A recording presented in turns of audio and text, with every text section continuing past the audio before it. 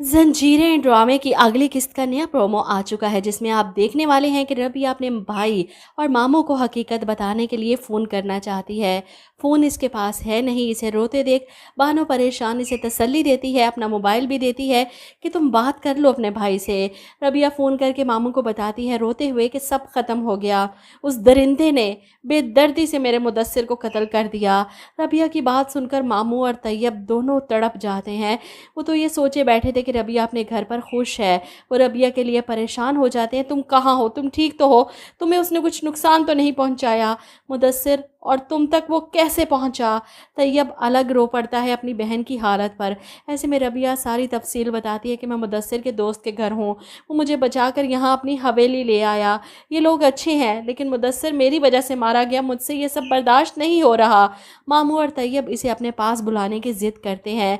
रबिया अपने भाई और मामू को तसल्ली देती है कि मैं ठीक हूँ, महफूज हूँ, मैं जल्द आप तक पहुँच जाऊँगी। मैं बात करती हूँ मुदस्सिर के दोस्त से, वो मुझे आपके पास भिजवा दे। वो इस परेशानी में टहल रही है जब सरबुलंद पर नज़र पड़ते ही इसके पास आती है इससे बात करने कि मैं इस तरह यहाँ पर कब तक रुकूंगी, मैंने तो मुश्किल हालात में भी कभी हार नहीं मानी, मैं अपने मामू और तैयब के पास जाना चाहती हूँ। जिस पर सरबुलंद इनकार कर देता है कि आपकी जान को ख़तरा है और मुदस्सिर ने आपकी जिम्मेदारी मुझे दी है, जब तक मुदस्सिर के कातिल का पता लगवा कर इसे सज़ा नहीं दिलवा देता तब तक आपको यहाँ से नहीं जाने दूंगा। रबिया रोते हुए कहती है इन दोनों को तो मैंने तसल्ली दे ली थी, लेकिन खुद को कैसे दिलासा दूं कि सब ख़त्म हो गया। ऐसे में बानो इन दोनों को यूं बातें करते देख वहीं ठटक जाती है। सरबुलंद इससे बात करता है, क्या ज़रूरत थी तुम्हें रबिया को फ़ोन देने की? तुम्हें कुछ अंदाज़ा भी है कि इस फ़ोन के ज़रिए उसकी जान को ख़तरा हो सकता है? अगर वो लोग उसके मामू और भाई तक पहुंच गए और इसके ज़रिए यहाँ रबिया की इतनी फ़िक्र करने पर बानो फिर से खफा होती है कि तुम्हारे कहने पर मैं वो सब कर रही हूँ जिसके लिए मेरा दिल मुतमईन नहीं।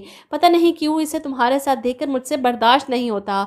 बचपन से लेकर आज तक तुम्हारी हर छोटी बात का ख्याल रखा मैंने, तुम्हारे कहने पर ये सब भी कर रही हूँ, लेकिन मेरा ख्याल है कि तुम्हें इसकी बात मानते हुए इसे उसके भाई और मामू के पास भिजवा देना चाहिए, क्योंकि मैं नहीं चाहती कि उसकी वजह से तुम्हें कोई नुकसान हो। इधर सुराब उस लड़की को हवेली में बर्दाश्त नहीं कर पा रहा, ख़ास तौर पर बानो की वजह से कि कहीं सरबुलंद इसकी बहन को धोखा न दे। उस लड़की की वजह से वो जनान खाने में आता है और रबिया को वहाँ सोफे पर बैठे देख कहता है तुम कौन हो, बहुत जल्द मैं पता लगवा लूँगा। फिलहाल तो रबिया ने अपना मुँह छुपा रखा है सुराब से, क्योंकि वो इद्दत में है, लेकिन मुझे लगता है कि सुराब की नीयत ख़राब होगी रबिया पर। फ़िलहाल तो वो सरदारी चाहता है अपनी नस्लों के लिए, अपने बेटे के लिए, और इसी वजह से सरबुलंद को यहाँ से भिजवाना चाहता है। सरबुलंद पर शेरदिल के कातलों का पता लगवाने का जोर डाल रहा है ताकि तोड़सम और ज़ाफ़रान को भी रास्ते से हटाया जा सके।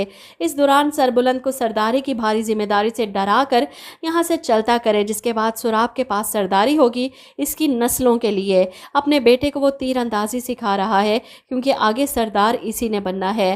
फिलहाल तो जंजीरें ड्रामा देखने वाले सब लोगों को इस वक्त सुराब पर शक है कि असल कल्प्रिट यही है, क्योंकि इसकी हरकतें ही ऐसी हैं। आप लोग क्या कहते हैं इस बारे में एक कमेंट करके ज़रूर बताइएगा।